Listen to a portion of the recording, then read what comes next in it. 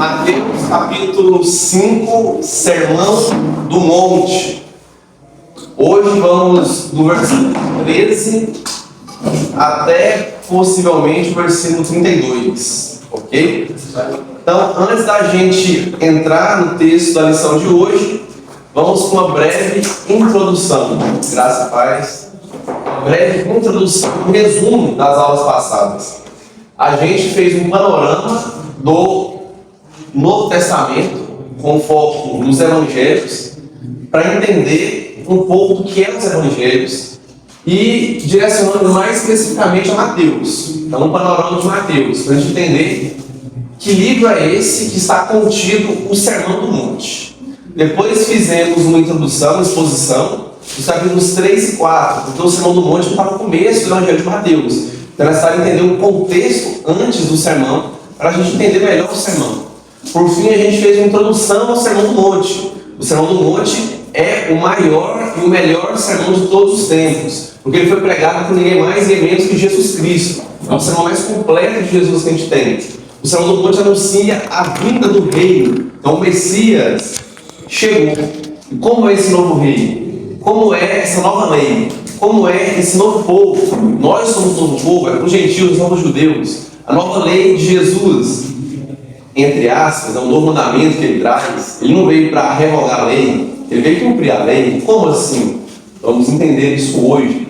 Então Jesus vem e ele fala para os seus súditos, ele fala para os seus discípulos. Comentamos acerca do debate teológico que existe sobre para quem foi dirigido o sermão. O sermão foi dirigido para os discípulos de Jesus, os seguidores de Jesus, aqueles que creem em Jesus, mas ele pode ser ouvido por qualquer pessoa, porque ele também tem um caráter evangelístico. Assim, a pregação. Prepare essa aula para vocês que creem em Jesus Cristo e estão na igreja, mas pode ter visitantes da igreja e a aula também serve para eles. Também tem caráter evangelístico, assim como toda qualquer boa pregação. A introdução do Sermão do Monte compreende ali os versículos 1 até o 17. Tá? A gente nem terminou a introdução do sermão, para pensar bem. E aí, entrando no texto agora, na semana passada, estudamos as bem-aventuranças, ou as beatitudes, ou ainda os macarismos, porque a palavra aparece para bem-aventurado no grego é macarios, que significa feliz, mas muito feliz, felicidade extrema, uma felicidade absurda, uma felicidade muito abundante, uma felicidade praticamente incompreensível por nós, com palavras no português para entender o que significava macário no grego koiné, para o pessoal daquela época. Entrando nas bem-aventuranças, Jesus fala, olha, são 8 bem-aventuranças, não são 9. Discutimos sobre isso. Se você contar, vai dar 9, mas são 8. Porque aqui era para ser a 9, entre aspas, versículo 11, ela é apenas uma expansão da que está no versículo 10, que é a 8ª. Jesus fala todas as 8, e Jesus aqui, ele expande ainda mais a 8ª bem-aventurança. Então, bem-aventurados são os humildes de espírito. Quem são os humildes de espírito? De forma resumida, os humildes de espírito são aqueles que reconhecem sua fraqueza espiritual, sua humildade espiritual, vê que você não é nada. Você reconhece diante de quem você está, diante de Deus, um Deus perfeito, reto, santo e justo, mas você não, você é um pecador depravado, você reconhece diante de quem você se achega. Por isso, você é bem-aventurado quando você chora. Reconhecendo sua fraqueza espiritual, você chora diante de Deus. Então, bem-aventurados que choram no caso dos seus pecados, no caso dos pecados do mundo todo. Bem-aventurado por isso. Terceiro, você é manso, isso é, não tem nada no seu coração que se opõe a Deus. Você está hábil e disposto a obedecer à vontade de Deus antes mesmo de conhecê-la. Então você é manso, você tem um coração manso diante de Deus. E quarto, você tem fome e sede de justiça. Fome e sede de justiça de Deus, não é justiça humana. Não é quando o árbitro de vídeo dá um pênalti que não foi e você implora para a justiça. Não é isso. É a justiça de Deus sobre a sua vida e sobre a humanidade. Seremos fartos, porque já desfrutamos um pouco dela aqui, porém desfrutaremos muito mais. Lembrando a analogia que eu usei, imagina você chegando cansado no futebol, bebe só isso aqui de água.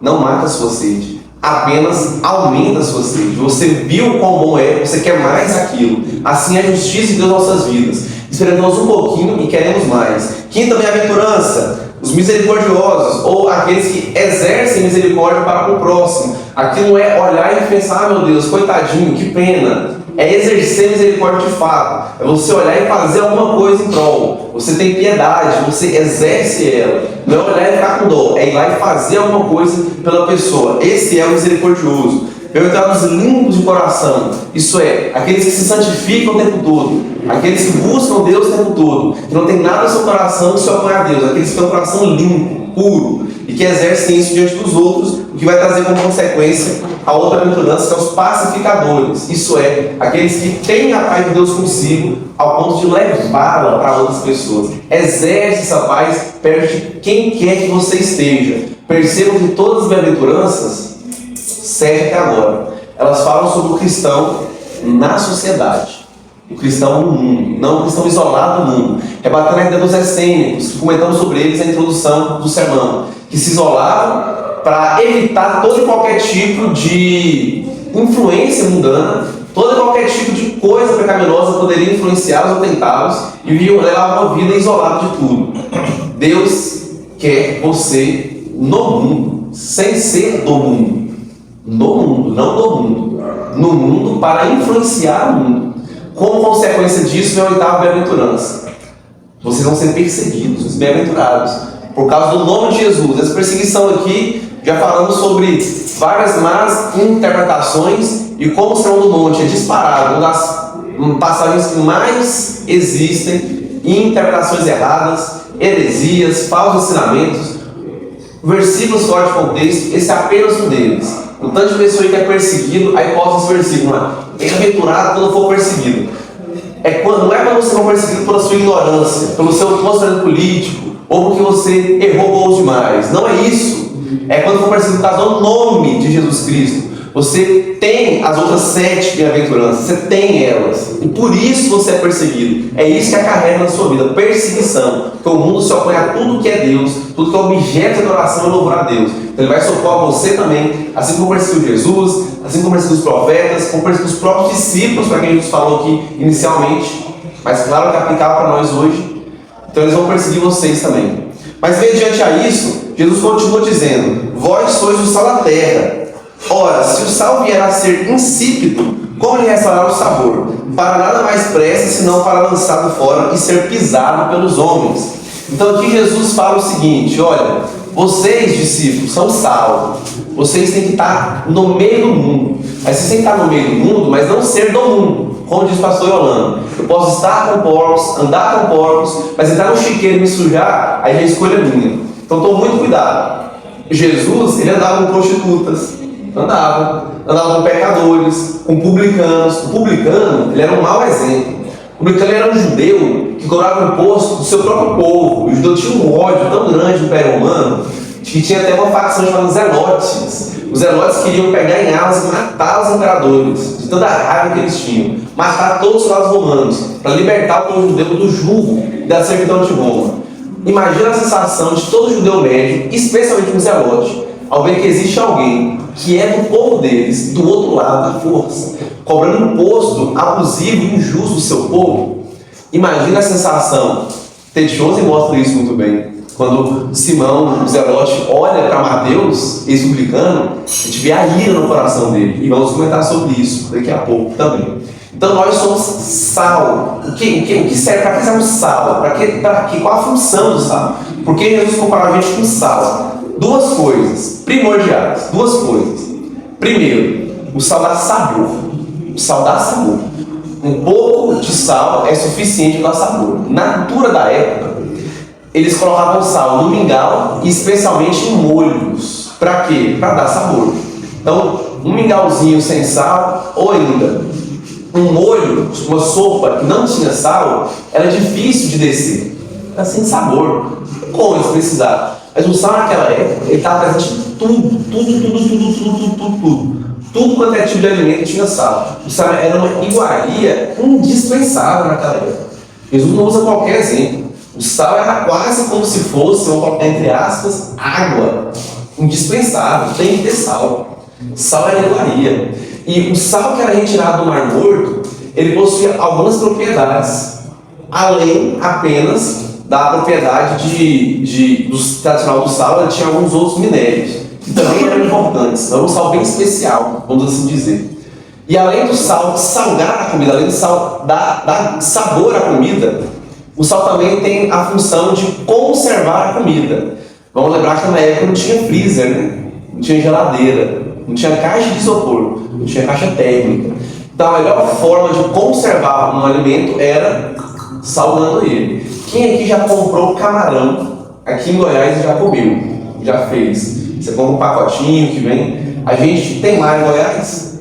Não tem. A gente mora no meio do Brasil, não tem mar. Então, para esse camarão chegar aqui, ele tem que ser conservado. E uma das formas de conservá-lo, além do gelo, é salgado. Ele é extremamente salgado, esse camarão você compra e vem de fora. Ele, inclusive, eu particularmente não gosto muito, é melhor comer um deles lá, porque está fresco. Então, um goiano, a médio, ele não costuma gostar de camarão, porque a gente consome camarão de baixa qualidade. Porque mesmo com sal e com gelo, ele cai um pouco a qualidade. Mas até nos dias de hoje, mesmo com todo recurso tecnológico, nós utilizamos o sal para conservar alimentos, como o exemplo do camarão, alguns peixes. Naquela época mais ainda, porque eles não tinham recursos, o recurso era o sal. Quando Jesus fala isso, ele está falando, olha, vocês dão sabor a esse mundo sem graça. Por que Deus não te arrebata assim quando você crê em Jesus Cristo? Você já creu, beleza, vai embora, vaza daqui, pare de sofrer e seja feliz aqui. E aguarde a consumação dos séculos, aguarde a ressurreição dos santos, para você reinar aqui na terra junto comigo por toda a eternidade. Por que Deus não leva a gente? Porque a gente está aqui ainda. Porque Deus quer que você influencie o mundo. Deus quer que você esteja aqui, você sabore esse mundo sem graça. Isso é, todo cristão, ele tem que carregar um pedacinho do porvir com ele. Um pedacinho da glória que há de vir. Um pedacinho do céu, vamos assim dizer. Um pedacinho para as pessoas olharem para a gente e conseguirem desfrutar com o exemplo da água. Menos um pouquinho do que vai ser agora, através da sua vida, através do seu testemunho. Além disso, o cristão também tem a função de conservar isso, de evitar a putrificação do mundo. O mundo jaz em trevas, o mundo jaz maligno. O mundo é bíblico, vai só piorar cada vez mais, ele vai degradar. Mas a sua função é atrasar isso o máximo possível. Fico muito triste quando eu vejo alguns cristãos falando, mas é isso mesmo, o mundo vai piorar, está na Bíblia, isso aí vai piorar. Tipo, como quem está utilizando a profecia bíblica para lavar suas mãos diante da depravação do mundo. Fala, não, tem que ser assim, né? Vai se cumprir, mas você deve retardar isso. É isso que Jesus está falando. Vocês são sal na terra, vocês têm que retardar a putrificação do mundo. O mundo já está podre, já está perdendo, mas vocês têm que atrasar isso. É como um alimento, imagina você pega um quilo de picanha, tira do congelador e coloca do lado de fora. Agora você vai pegar um outro quilo de picanha também, vai colocar do lado dessa e vai, dá-lhe sal, dá-lhe sal. Qual delas vai se perder primeiro? Qual delas? A que não tem sal. Mas note que eu perguntei qual delas vai se perder primeiro, porque essa também vai se perder. Se você já for da geladeira, ela vai se perder. Mas essa vai demorar mais. É isso que Jesus está falando. É isso que ele está falando. O mundo deve demorar mais a perecer por causa de vocês. Vocês são sal. O que significa ser sal, então? O que significa ser sal? Significa retardar a depravação do mundo que já existe. Depende de você, será retardado. Se uma empresa está prestes a se corromper, da sua parte não, você segura o máximo que você consegue. Além de dar sabor a esse mundo sem graça. Porque a única coisa que dá sentido à vida é a vida que há de vir. Uma vida eterna, uma vida sem sofrimento, sem dor. Uma vida de prazer infinito, de prazer autêntico e verdadeiro. Vivendo na santa, perfeita e boa, agradável e vontade. Boa, perfeita e agradável vontade de Deus. Pro resto de nossas vidas. E a gente desfruta disso aqui e compartilha isso de certa forma. E é interessante que Jesus fala assim, se o sal vier a ser insípido ou ainda sem sabor, peraí, o sal que dá sabor, não é possível o sal perder o seu sabor. É sim. Jesus está fazendo referência ao seguinte, a chuva do mundo quando vem, ela lava as propriedades do sal, ela lava os minerais, né, os minerais que eu mencionei, ela lava. Então, um sal que foi lavado pela chuva, após ser coletado, você tem ali um pacote de sal, molhou, choveu, ele não serve para nada. Se você se diz cristão, mas você não é sal na terra, você não serve para nada. Aliás, espera aí, tem uma função sim. É isso que Jesus fala. A não ser lançado para fora, isso é, jogado para fora de casa, o salmo presta para usar, e ser jogado no chão de qualquer jeito, e ser pisoteado pelos outros. É para isso que serve um sal que não salva. É para isso que serve um cristão que não influencia o mundo. Nós temos que influenciar o mundo, não ser influenciados por ele. Toda pessoa é, de certo modo, influenciadora e influenciada. Isso é fato. Umas mais que outras. Umas influenciam mais do que são influenciadas. Outras são mais influenciadas do que influenciam. E está tudo bem. Isso é traço de personalidade. Apesar que a gente tem dificuldade, às vezes, de reconhecer quando a gente é mais influenciado do que influenciador. Né? Às vezes a gente tem dificuldade de reconhecer isso. Mas é um fato psicológico, personalidade de todo mundo.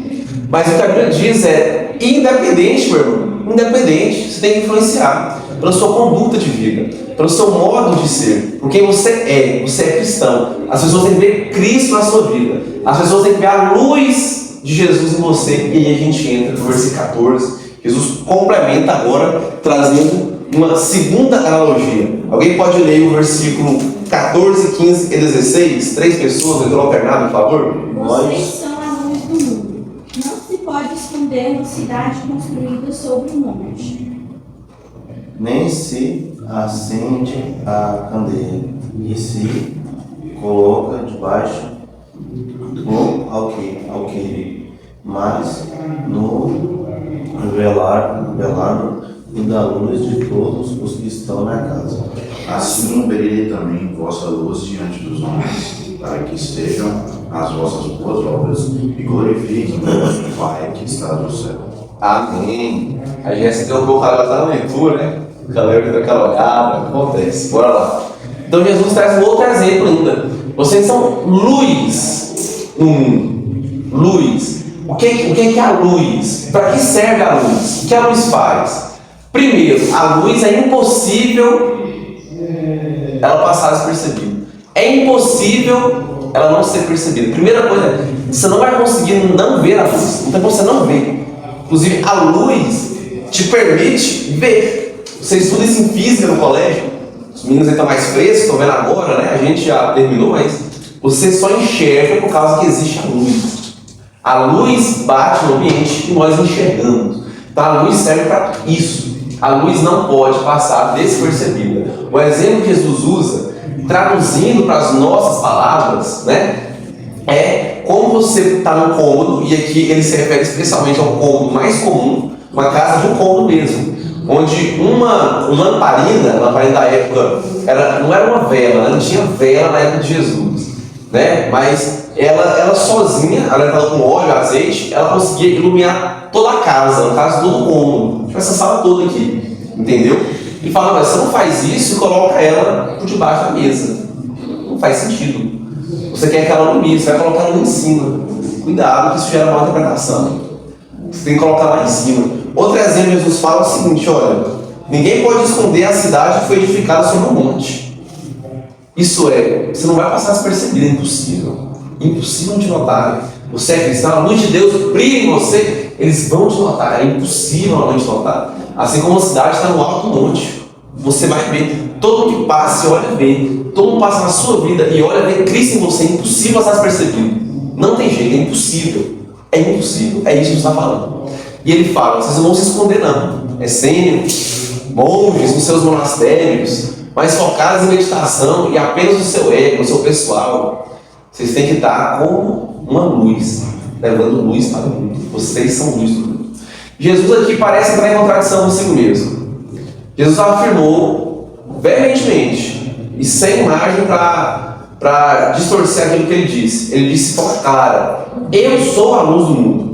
Agora Jesus fala, vocês são a luz do mundo. Ou eu sou a luz do mundo, ou Jesus é a luz do mundo. Isso não faz sentido. É claro que faz sentido. Jesus aqui, essa luz, tem todo o contexto do Sermão do Monte. Você já via nas instruções, então mesmo resumindo para dar uma ajuda aí. Todo o contexto. Vocês têm uma luz. E quem é a luz? Jesus é a luz. Eu sou a luz, eu sou a porta. Eu sou o caminho, eu sou a verdade, eu sou a vida, eu sou o pão. Eu sou a fonte de água viva. E eu estou falando para vocês. Eu sou o rei, mas sim. Estou falando para vocês, para os súditos. E nós sendo súditos dele, porque ele já é a luz, agora nos fazemos luz por causa dele. Tal como a lua reflete a luz do sol. A luz que deve ser refletida é a luz de Cristo em sua vida. Por isso você é luz. Não é a sua luz, não é os seus talentos, não é a sua inteligência, não é o quanto dinheiro você consegue ganhar, não é o quão bom de bola você é, não é os seus talentos, não é o quanto você canta bem, não é o quanto você prega bem, não é o quanto você consegue levar um estudo bem, não é o quanto você toca bem, e sim como você é um excelente cristão, e sim como você observa os mandamentos de Deus, e sim como você serve a Jesus Cristo. Você tem o Espírito Santo de Deus na sua vida, onde quer que você vá, de forma que seja impossível você passar de forma despercebida. Vai ser perceptível onde quer que você esteja. O cristão tem que influenciar o mundo e não ser influenciado por ele.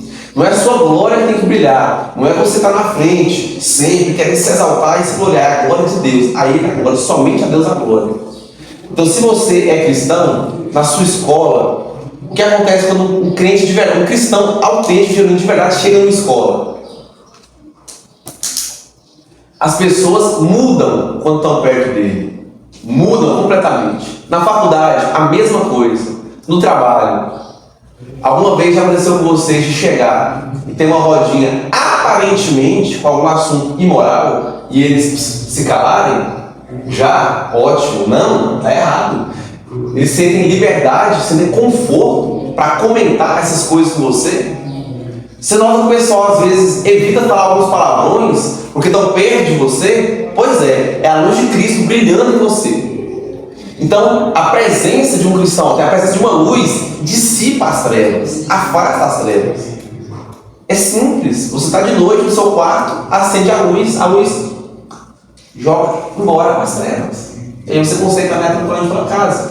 Então, a presença de um cristão em qualquer ambiente que ele tiver vai impedir, vai afastar as trevas, impedir que elas avancem e também retardar a putrefação do mundo. Então você tem que influenciar e não ser influenciado pelo mundo. Cuidado para que a chuva do mundo não lave as propriedades que impedem que o sal se torne insípido. Você tem que influenciar. Você tem que influenciar.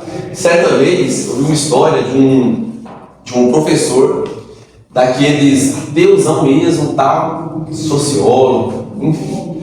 E ele estava na sala de aula e tinha uma menina que era crente daquelas assim, só ia de saia, né? Assembleiana, clássica, padrão, cabelão. Aí o professor às vezes segurava o que ele tinha para falar, porque aquela menina estava lá, olhando para ele. Apenas a presença daquela menina impedia que o professor da faculdade disseminasse, nem sabe o que eles fazem muito, algumas ideologias falsas para os outros. A luz beneficia não só ela própria, a luz beneficia todos que estão ao redor dela. Todos nós estamos sendo beneficiados pela luz do sol nesse momento. Estava um brilho total. Não uma praga, né? Trevas total, não uma praga do Egito. Então a luz ajuda todo mundo que está ao redor. Então você na sua sala de aula, você na sua instituição, você no seu ambiente de trabalho, você é luz. As pessoas medem as palavras para falar quando estão perto de você. As pessoas sentem a vontade para zombar de Deus perto de você. Você vê que elas ficam com receio. Porque às vezes a gente fica com receio, né? Às vezes, vamos pegar um exemplo aí, Cezinha, tem a pele um pouco mais escura, às vezes gosta de piadinha de humor negro, mas aí quando está perto de uma pessoa morena, pensa, não vou brincar com isso não, que vai que o cara não gosta. Pois é, às vezes a gente tem isso, né? A gente meio que não pensa essas palavras, não. Cuidado com o que eu vou fazer perto dessa pessoa, que ela pode não gostar. E será que eles têm esse sentimento em relação a você também? Em relação a isso aqui, ó, palavra de Deus, zombar a palavra de Deus, zombar de Deus, zombar de Jesus Cristo, zombar de igreja. A pessoa pensa duas vezes antes de falar alguma coisa porque você está lá. Às vezes fica com receio, por exemplo, de falar sobre a questão das imagens da igreja católica, porque ela perde um católico, né? Você fica com isso. E o povo do mundo tem receio de criticar Deus quando está perto de você? Tem receio de criticar a fé? Como que é? Onde chega um cristão de verdade, tudo muda. Se nós, da PIB de São Luís do Norte, entendermos de fato o que é esse sermão, só até aqui, se a gente entender de fato o que é esse sermão, começar a agir segundo as características que Deus fala, que Jesus fala pra gente, de um sal, a cidade inteira é transformada. Eu afirmo isso para vocês sem medo de errar. São Luís do Norte inteira é transformada, porque um pouco de sal é suficiente para salgar a terra. todo mundo. Todo mundo dá. Se nós aqui nessa sala, 1, 2, 3, 4, 5, 6, 7, 8, 9, nós 9, tá? Que eu não passo a semana toda aqui, eu fico a maior parte do assunto. Mas se nós 9, se a gente aplicar isso aqui na nossa vida, seja um assunto, seja em qualquer lugar que você estiver, a cidade é transformada. A cidade é transformada. Não foram todos os apóstolos que fizeram todo o movimento nisso mundo? E alguns cristãos autênticos também, que dentro daquela multidão de salvos, sempre tem uns que, infelizmente, a gente sabe que foi por outros motivos, né, pelo emocionalismo. Então, um cristão autêntico, ele vai influenciar e o mundo vai perceber. É impossível não perceber a influência de um cristão. Então, influencie positivamente. E agora não é sua. Não é a sua luz, é a luz de Deus refletindo em sua vida. Então, Jesus finaliza a introdução do seu sermão assim. Ele segue-se, após isso, o corpo. Vamos entrar no corpo do sermão de fato. A introdução acaba aqui. Aí tem o corpo e no final do capítulo 7, se eu não me engano, no versículo 21 em diante, a conclusão. Então, aqui no corpo, Mateus ele usa muito blocos de 5. João usou o 7, né? O 7 eu sou, os 7 sinais. Mateus usa 5. Por que Mateus usa 5? Mateus ele escreve para os judeus, fala do Messias, sobre o reino. Então, Mateus ele tem esse foco maior, né, para os judeus. Então, ele usa 5 porque são 5 os livros da Torá, do Pentateuco. Né? Então, por causa disso, ele usa 5. Ele usa 5 grandes sermões de Jesus aqui na Bíblia. São 5 blocos, né? E mesmo aqui dentro do monte, ele vai trazer 5 aplicações para a gente. Creio que não dá tempo de ver todas as 5 hoje, não dá tempo mesmo. Mas antes de entrar nas aplicações, vamos entender o que Jesus quis dizer nos versículos 17 ao versículo 20. Então nós que somos luz, nós somos sal, somos bem-aventurados, que somos salvos, graças a Deus por isso. E aí Jesus agora fala, é o seguinte, vamos fazer aquela leitura alternada do 17 ao 20. Não penses que eu vim revogar a lei ou os profetas. Não vim para revogar, vim para cumprir. Digo a verdade, enquanto existirem céus e terra, de forma alguma desaparecerá a lei. A menor letra da lei, a menor letra ou o menor traço, até que tudo se cumpra. Aquele, pois, que violar um desses mandamentos, posto que dos menores, e assim ensinar os homens, será considerado mínimo no reino dos céus. Aquele, porém, que observar e ensinar, esse será considerado grande no reino dos céus. Porque eu digo que, se a vossa justiça não exercer a dos escribas e fariseus, de modo nenhum estarei no reino dos céus. Exceder, isso aí. Versículo 17, Jesus falou a chamada. Ei, Pera, pode chamar primeiro, por favor. Espera a gente ver agora.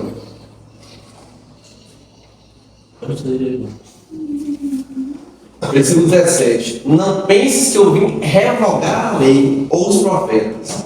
Eu não vim revogar, eu vim cumprir.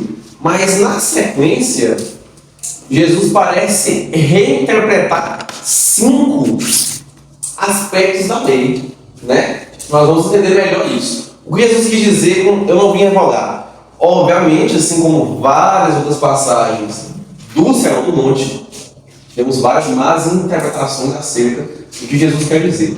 A ponto de pessoas falarem que o Antigo Testamento não vale de nada, e dentre outras atrocidades teológicas que acontecem, infelizmente. Mas com uma análise mais minuciosa, você percebe que Jesus está dizendo, olha, todo o Antigo Testamento aponta para mim. Eu sou o cumprimento do Antigo Testamento.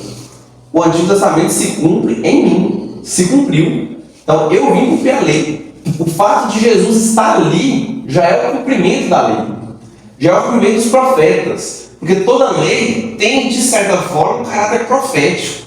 Tem. Lá em Deuteronômio mesmo, que anuncia a vinda do Messias, vai vir outro como Moisés. Texto messiânico, claro e direto. Jesus faz menção a esse texto, onde ele fala, o profeta. Não é um profeta, é o profeta que há de vir. As pessoas vão olhar para Jesus, ver seus sinais e coisas e falam, será que ele é o profeta que há de vir? Isso é, o profeta que foi profetizado lá em Deuteronômio, será que é ele?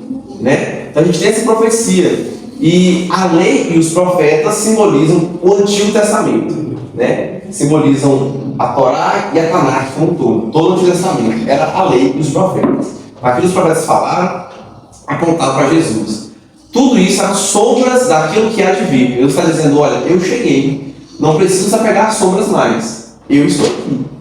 E isso importa. Leia Hebreus capítulo 7, fala muito bem sobre isso. Então, é como se, por exemplo, usar o mesmo exemplo que eu usei na lição de Hebreus 7. Imagina que você é muito fã do Cristiano Ronaldo, então troca o Cristiano Ronaldo pelo Messi. E aí você tem fotos do Cristiano Ronaldo, posts do Cristiano Ronaldo, você passa o dia no TikTok pensando, edits gols Cristiano Ronaldo Prime 2017. Acaba o Pedro precisa dessa. E aí você é fãzaço. Aí o Cristiano Ronaldo, ele muda para São Luís do Norte. O Cristiano Ronaldo começa a frequentar essa igreja. E aí você, ao invés de conversar com o Cristiano Ronaldo, ao invés de chamar ele para o pós, ao invés de falar, vamos jogar o fute ali, é só um prazer de dar uma assistência no futebol, pós depois DVD, você se despede dele, vai para sua casa e continua lá, top, Prime, Cristiano Ronaldo, quando foi pro Manchester United de novo. O Manchester United carregando, o Cristiano Ronaldo carregando o Manchester United nas costas. Fica lembrando o post do Cristiano Ronaldo, as fotos dele, a camisa dele, mas ele está aqui. É isso, é a mesma coisa. Então, tudo aquilo era sombra que apontava para o que há de vir. Agora que a gente tem a presença daquilo que a sombra apontava, não faz sentido não pegar a sombra. Não faz sentido. É conversar com o cara. É conversar com o cara, esteja com ele todos os dias. Você é fã dele? Você não aguardava uma oportunidade lá com ele? Os judeus não sabiam se eles iam ver o Messias. A maioria dos judeus não viu. Os judeus da época de Jesus viram, mas não aproveitaram o Messias. Então, a gente não tem que ter apego nas sombras. Então, me entristece ver, por exemplo, cristãos tentando guardar o sábado da forma que era o Antigo Testamento, porque não é assim. O pastor falou muito bem sobre isso, uma aula de 1h30, no culto de jovens semana passada. Me entristece ver o pessoal tocando chofé, não faz sentido, cara. Um arco da aliança lá, a gente já foi, a gente já foi isso. Eu vim cumprir a lei, não vim enrolar. Eu sou o cumprimento da lei. Temos mais dois aspectos, pelo menos, que apontam para essa frase de Jesus. O segundo é o fato dele ser o único homem que de fato cumpriu a lei. Ele foi o único que verdadeiramente não pecou. O único que atendeu o padrão e o requisito mínimo de santidade de Deus. Jesus cumpre a lei. Então, seu Shed acrescenta um terceiro ponto de vista interessante. Eles não são contrapontos, tá? São complementares entre si. Ele traz o aspecto de que, com o Espírito Santo, estaremos plenos. Então Jesus vem, Jesus cumpre a lei, Jesus por si só é o cumprimento da lei e das profecias, e Jesus nos deixa o Consolador, o Espírito Santo. E aí a plenitude profética está de fato consumada. Então Jesus não veio reformar a lei, ele veio cumprir a lei. E ele não reinterpreta a lei nos 5 pontos que vão vir a seguir. Tá? Versículo 18. Porque em verdade vos digo que até que o céu e a terra passem, nem um i ou um tio jamais passará da lei. Isso aqui foi uma tradução, né, no português, para ficar mais fácil da gente entender. Porque se tivesse escrito aqui, nem um iota, né, nem um iode se passará, vai mudando a lei até que tudo se cumpra. Ninguém iria entender, né? A gente teria que ir atrás. Então, o que é o i que está aqui? A palavra aqui é iota, em grego, que traduz a palavra hebraica, o iode, que é o i. O iode ele simboliza o i. Perdão, o iota, no grego, ele é o nosso i. Porque no alfabeto hebraico a gente não tem vogais. Mas eles acrescentaram, aí falam, ou um tio. O tio, na verdade, ele é mais um chifre. No grego, a palavra é keraia. E no hebraico, você acrescenta algumas letras. Por exemplo, Dalet, você acrescenta lá um tracinho para que é uma espécie de acento. Por isso se chama de chifrezinho. Então, aqui é a tradução mais literal mesmo, o i está ok, o i está ótimo. Um i. É quando fala um tio, um acento, mas nem um acento. Mas assim, o tio é um acento muito grande. Então, para mim, o acento agudo, ele simboliza mais do que o original. Tanto no grego, quanto no hebraico, porque o grego aqui está citando hebraico. O grego aqui está citando hebraico. Foi escrito em grego, mas Jesus falou em hebraico, provavelmente. Então aqui, o hebraico e o grego apontam para um i e um acento assim, ó. bem pequeno. O iota, ele é tipo uma aspas. Ele é isso aqui, cara. Tá? Uma letra média é assim, temos até que passa da linha, a gente tem uma linha, né? Igual o F, por exemplo. Então, o F em português, o F ele passa a linha, ele vem para baixo, né? A gente tem algumas vezes no grego, no hebraico, que ultrapassa na linha, para cima, para baixo. E aí, o iota é bem aqui, ó. É isso aí. A linha tá aqui, é isso aqui, ó. Bem em cima. É quase como se fosse nem duas, uma aspa só. Então, nem isso vai se passar da lei até que se cumpra tudo. Ou seja, tudo vai se cumprir. Cada tio, cada acento agudo, cada pontinho, cada vírgula, cada letra, cada izinho, cada tracinho está aqui por um motivo. Foi da vontade de Deus. Deus quis que estivesse. A Bíblia não contém a palavra de Deus, a Bíblia é a palavra de Deus. E tudo que está aqui vai se cumprir, pode ter certeza disso. É só olhar o mundo ao seu redor. O início do fim foi quando Jesus morreu e ressuscitou. Já começou o início do fim. Já começou as guerras, já começou os rumores de guerras. E não foi assim desde a época de Jesus até os dias de hoje. Sempre se fala tanto de guerra acontecendo ali. Rumores de guerra, guerra que não acontece, tem um cessar-fogo. Aqui tinha um papai geopolítico, uma ameaça outra ali. Está cheio disso, cara. O amor de muitos se esfriará. Não está se esfriando? Será que quando o Filho do Homem voltar, será que ele encontrará fé na terra? Será que ele encontrará fé na terra? Continuando, ele fala: aquele, porém, que violar qualquer um desses mandamentos, ou dos menores, lembrando que quando ele fala menores, ele faz referência ao iota.